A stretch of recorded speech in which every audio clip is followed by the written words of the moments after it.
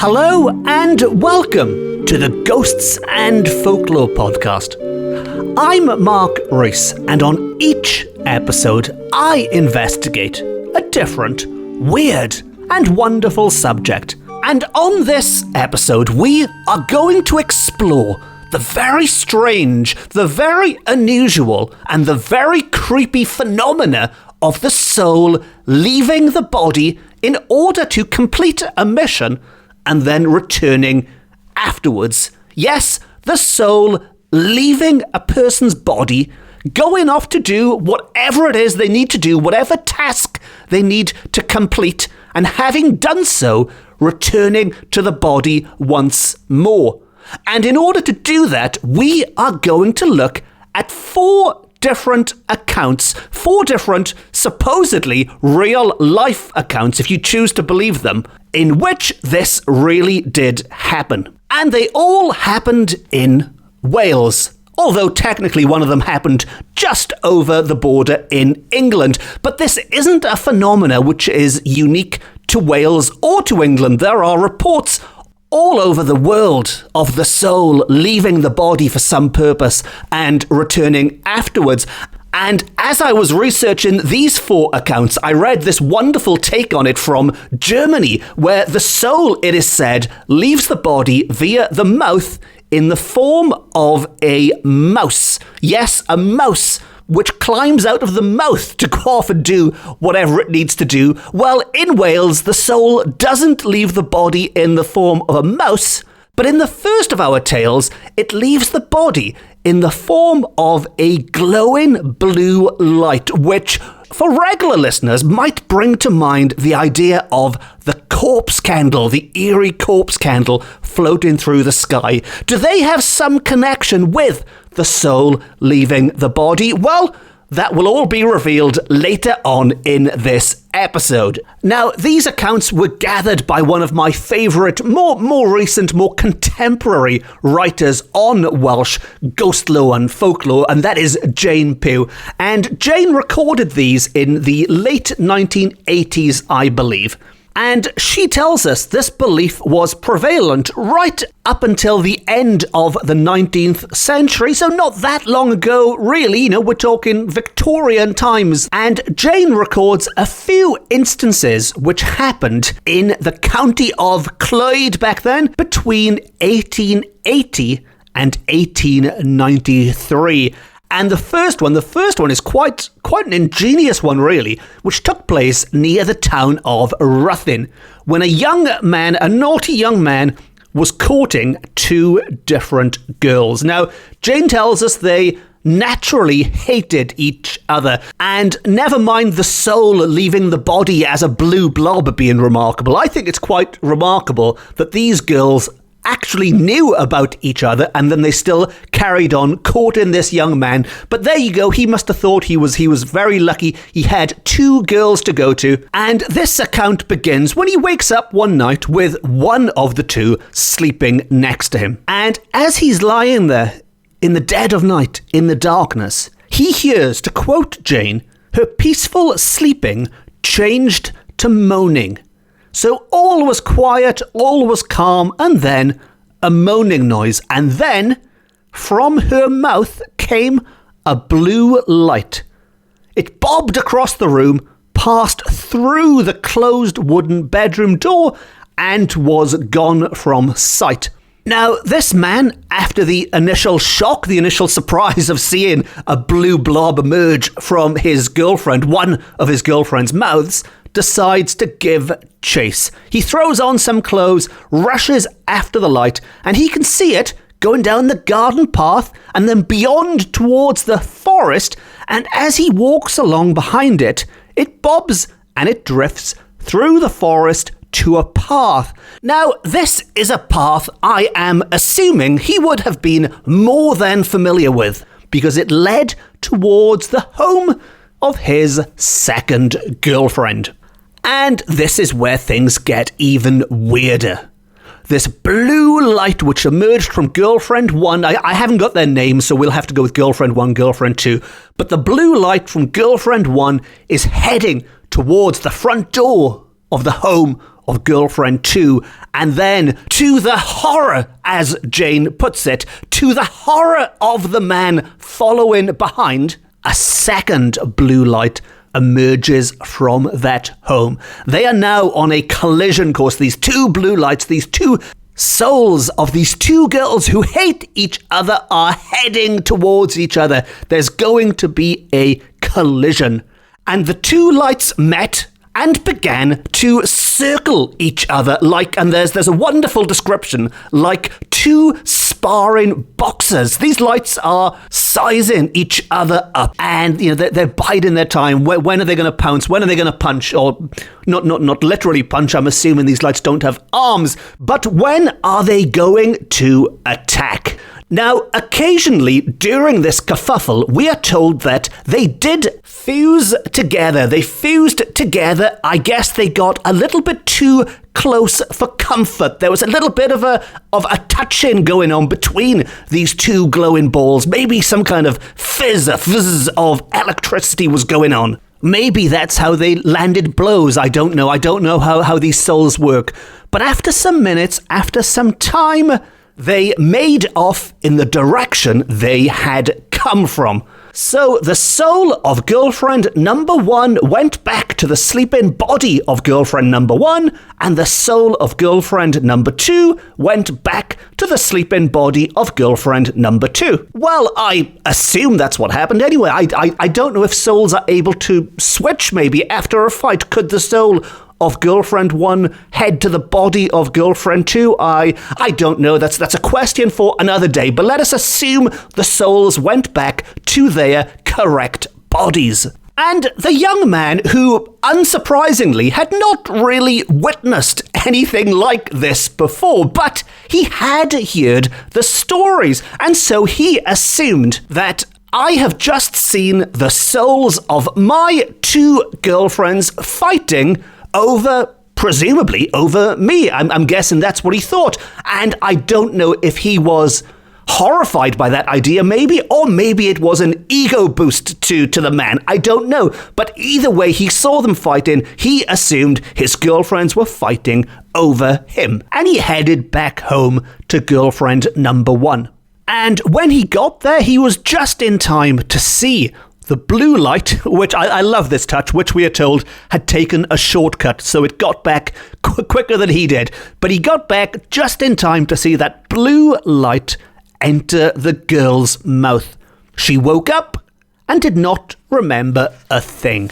Now, did she really not remember a thing, or was that just a likely story? No, of course I haven't been out all night fighting with your other girlfriend in the shape of a blue blob. No, I've been here the whole time. Was it genuine or not? We don't know, but either way, we are told that both girls lived for years. I guess that means they had long lives afterwards, but that young man would have nothing to do with either of them. He dumped the pair of them by the sounds of it. Maybe he went off and got himself 3 girlfriends next. I don't know. Maybe he had no girlfriends. Maybe all the girls in the area wised up to his rubbish and he was lonely ever after. I don't know. But what I do know is that is the end of our first tale of the soul leaving the body.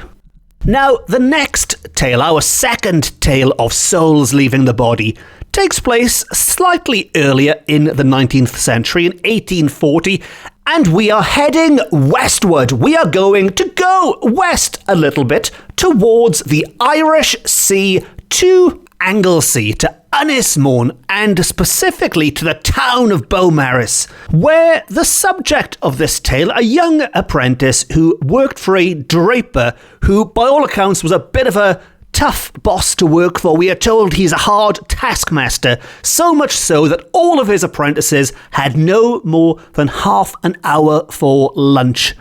Now, this apprentice in particular didn't live too far away. He lived with his aunt just a short distance from the shop. So the scene is set. This apprentice is the main actor in this tale, as it were, and the 2 main places he goes back and forth to are his house, his aunt's house where he lives, and his place of work. And the strange events that transpire are slightly more confusing than the blue blobs of the last tale, but bear with me if this gets a bit confusing.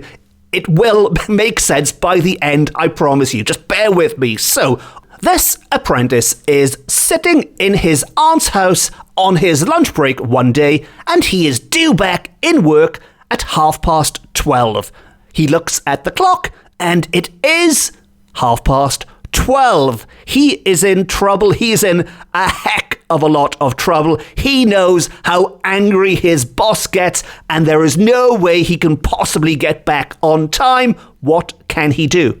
Now, he rushes off as quickly as he can. Of course, he is going to be late. He doesn't live too far away, but he is going to be late. And yet, when he arrives, his co-worker looks at him a little bit confused and he says, "Well, what are you doing? You're already back here." His co-worker had seemingly already seen him enter once, and now here he was rushing in a second time late. Now, I won't try and explain all the timings and things because it gets a bit messy and confusing, but basically what's happened is his co-worker has already seen him coming back from lunch on time, and then he sees him walk back in a second time a little bit later and doesn't quite know what the heck is going on. But anyway, he doesn't really know what's going on either, but he's there now. He needs to do some work. He takes off his hat. He puts it on the hook to get back to it. His boss notices, and his boss shouts at him for idling. And it's only when he's back home again that night and he speaks to his aunt and he explains to her what happens that it becomes clear. Well, it becomes clear if you believe in such things. She said, and I'll quote Jane for this, she said his astral body had moved out of his earthly body and gone to the shop. What the other apprentices had seen was that. They had seen his astral body. It had left the shop and entered his body again to bring the earthly body back on time. She could not explain except that fear of his master had caused the supernatural to take over. So not only can the soul leave the body in the form of a fighting blue blob, it can also leave in this astral form that represents you as you really look then. So you can effectively be in two places at the same time, as it were. You can be at home sleeping while your astral body is at work doing, well, I don't know if it can do work for you, but it can certainly be there to represent you. And if I was looking back at the first story again, I would say maybe this man with two girlfriends, maybe that would have been his best bet. If he could have used his astral body, there would have been two of him, there would have been two of them, no fighting, problem solved. But anyway, we have more tales to come. And for this tale, we are going to leave Wales slightly, just by a few miles, and hop over the English border to Shropshire and the market town of Oswestry, which technically was a part of Wales at one point, and then it wasn't, and then it was, and then it wasn't, and I'm not going to open that can of worms on this podcast, but this tale takes place right on the border between Wales and England. And it was there one night that a woman who was a little bit tired decided to catch 40 winks in her armchair. And then she heard something. She thought she heard a sound which, well, she thought it was somebody entering her kitchen. So she opened her eyes, looked up, and saw a strange blue light. Yes, the blue lights are back, and I know what you're probably thinking, having heard the earlier story. This is another soul, a free roaming soul, which has entered this lady's house. Or was it? Because this woman was aware of other strange omens, other strange tales, and more specifically, she was aware of one death omen in particular, and that was the corpse candles, Canwyll Corff, these death omens which, as the name suggests, predict something not so good is on the way for the person who sees them. There's going to be a death. maybe somebody nearby, maybe somebody you know, maybe even yourself. But the sight of a corpse candle means imminent death for some poor soul. Now, this woman saw this light. She assumed it was a corpse candle, a canwyll corff. Jane tells us she was terrified. Nevertheless, she followed it. She followed the light and found a tall figure of a well-dressed man wearing a tall silk hat. The light had by then entered a bedroom, and the man went in after it. Now, if this was happening in my house, and I imagine in any of your houses, the only direction you'd be heading is out the front door. Nevertheless, she followed with great courage, Jane tells us. It would have to be great courage. This strange glowing corpse candle she assumed light. This strange tall man with a tall hat in her house into the bedroom. And in the room was a table on which the stranger had placed his hat and gloves, seemingly just making himself at home. Now, I'm assuming he hadn't noticed he was being followed because this woman crept back downstairs again, waited for him to leave, which he did eventually. The light had gone out. All had returned to normality. Or had it? Because not long afterwards, she became ill, and a doctor was required. Now, she turned to one of her neighbours for help, because, she was in no state to be going anywhere, and this neighbour sped off to the local doctors to summon him, and there was nobody at home. Luckily, there was a second doctor they could call upon. He rushed off to the second doctor, and once again, there was nobody home. Now, things were getting quite desperate, and call it one heck of a coincidence. But medical help was needed, and there just so happened to be a doctor in Shropshire on holiday at the time from London, and the neighbour turned to them for assistance. Now, before that neighbour had set off, the lady who had experienced that blue light and that strange man in her house had told her neighbour everything about it. She feared the end was near. She did not want to leave out a single detail. And she wasn't worried about people laughing at her about stories about corpse candles and lights and all that stuff. She just wanted help desperately. She told that neighbour everything. And as this doctor from London opened the door, he looked incredibly like the description of this stranger which had entered the kitchen of his neighbour's house. And upon entering this doctor's home, or accommodation, I guess it would have been there, or wherever he was staying, upon entering, he again took off his hat and took off his gloves and put them on the table, just as his neighbour had described. And to quote Jane, there was a lighted candle on the table, and in its glow, the neighbour saw the body of a dead, newly born baby. That, everyone said, accounted for the light the woman had seen. It was a soul light. So, rather than a corpse candle which predicts or warns you of an imminent death, this was almost the opposite. This was a soul light which was seen after the death had taken place and was presumably going to a better place.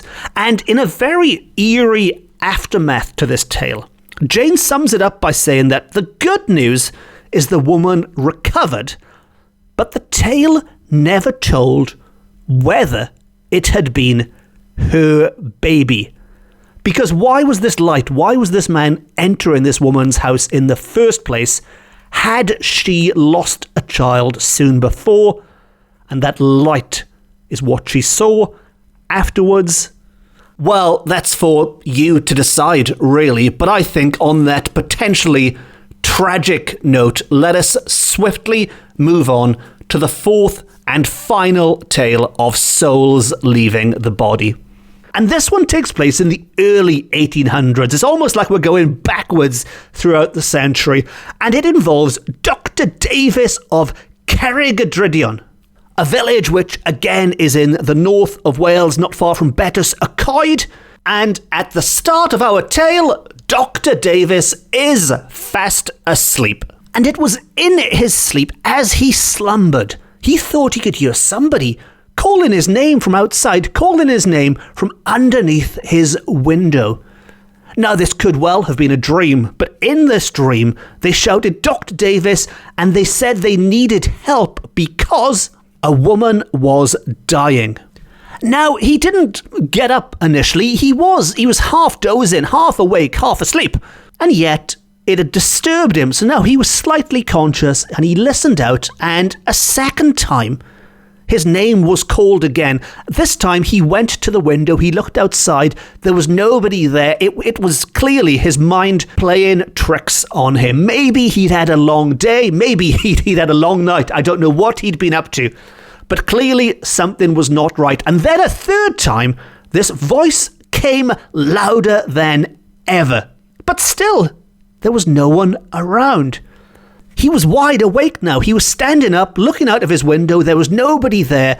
And then the voice said, "Come urgently to Craigachan Farm." Now, the doctor was aware of this farm, and he was also aware that it was miles away. So to get there, it wasn't a case of just putting on his coat and popping round the corner. He had to saddle the horse and do it the long way. We're told it was a weary journey. I imagine it was. He's just woken up, it's late, and now he has to saddle his horse, go out into the cold night air for what could well be a wasted, pointless journey. But still, he was a doctor. He had to make sure he set off on that lonely journey. It was gone at 2 o'clock in the morning. There was no one around. He had the world to himself. And when he arrived, he could see just one light in the farmhouse window ahead. And he instinctively knew then that he was right to have made that journey. He knew there was a sick person waiting for him ahead. In fact, there were many people waiting for him, and they were very, very happy when he walked in. They were overjoyed, but strangely, they all denied sending for him. No one had left the house. It was such an emergency. They were all gathered around. And they were gathered around one person in particular, or maybe you could say it was two people, because the farmer's wife was having a very difficult birth, and the doctor did not mess around. He got straight to work. As a result of his timely arrival and his quick thinking, he saved the mother's life, and he safely delivered the child. He saved the baby's life as well. And after the horrible ending to the last story, it's nice to wrap up this podcast on a positive note. Because the explanation for what happened, or at least the theory for what happened, and unless you can think of something better, then I am happy to go along with this theory. But the theory was that the farmer's soul left his body and went to find the doctor. Now, it wouldn't have been possible otherwise. There is no way they could have made that journey on foot in time, and not a single horse on the farm had been saddled that night. And while the doctor, we are told, does not believe in supernatural tales, or did not believe in supernatural tales, he had no explanation whatsoever for this voice which woke him first as a dream, and then when he was wide awake at his window. And throughout that night, he saw nobody. On his way, he arrived at the house full of strangers to him. He had no explanation, but whatever it was, he was very happy that it had disturbed his sleep, as I imagine with the friends and the family of the farmer's wife and their newborn child. See, a nice happy ending. I'm sure I will make up for it on the next episode with a nail-biting, terrifying ending that will keep you awake for weeks. But this time out, a nice, happy ending. All was well. But of course, if you want to make sure you don't miss next week's terrifying ending, please consider hitting the subscribe button, and then you will never miss an episode ever. And if you have any thoughts on any of the tales you've heard on this episode, maybe you've seen glowing blue balls floating about the place, maybe you've had your astral body go to work in your place, maybe you've even had two girlfriends fighting over you in a spiritual way, which I don't know where I'm going with that, but whatever it is, I'm quite easy to find online if you want to talk about any of this stuff or just say hello. Just do a search for Mark Rees and you can find my website, or you can find me on all of the main social media channels. And it just leaves me to say thank you very much for listening. Diolch and fawr iawn am gwrando. I've been Mark Rees. This has been my Ghosts and Folklore podcast. It's the best, it's the beautiful, it is the only Ghosts and Folklore podcast beaming to you from Wales to the world. Until next time, no star.